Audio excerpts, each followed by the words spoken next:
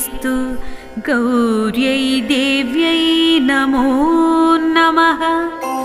नमः कमलहस्तायै वासव्यै ते नमो नमः।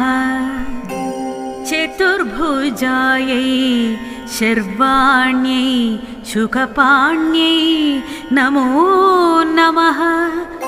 सुमुखायै नमस्तेस्तु वासव्यै ते कुलालये।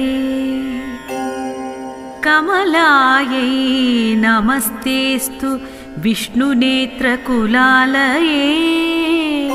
मृडान्यै ते नमस्तेस्तु वासव्यै ते नमो नमः।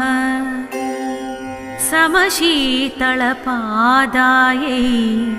नमस्ते परमेश्वर।